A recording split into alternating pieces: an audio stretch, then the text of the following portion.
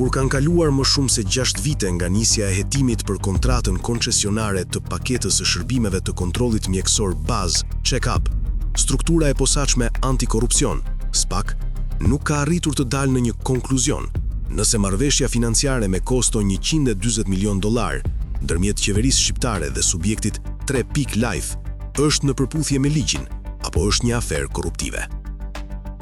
SPAK ka konfirmuar se, mbi bazën e këtyre kallëzimeve, ka regjistruar procedimin penal numër 122 në janar 2020 me objekt hetimi procedurën e dhënies së koncesionit publiko-privat për paktën e shërbimeve të kontrollit mjekësor bazë për grup moshat 40 deri në 65 vjeç, i ndryshuar më vonë fasha e moshës në 35 deri në 70 vjeç, i njohur ndryshe si check-up.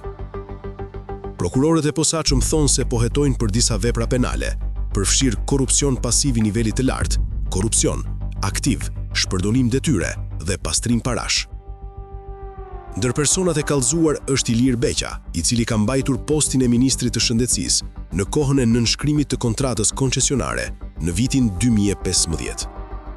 Kontrata me afat 10 vjeçar duhej të përfundonte në vitin 2025, por një ndërhyrje e kryeministrit Edi Rama në fund të vitit 2024 e shtoi afatin e saj edhe me 2 vjet, duke vendosur afat fundor vitin 2027. Sipas kadizimit zyrtar dhe akuzave publike, Rama i dorëzoi kontratën €140 milion plus mikeshës së tij, biznesmenes Vilma Nushi. Kontrolli i lartë i shtetit, në një auditim të kryer në vitin 2023, konstatoi se Fondi i Kujdesit të Detyrueshëm Shëndetësor, FSKDSH, ka paguar në llogarinë e kompanisë 3.life miliona euro më shumë se sa shërbimet që ka ofruar. Në janar të vitit 2025, qeveria shqiptare nëpërmjet Ministrisë së Shëndetësisë nënshkroi kontratën koncesionare me subjektin privat 3.life Logistic.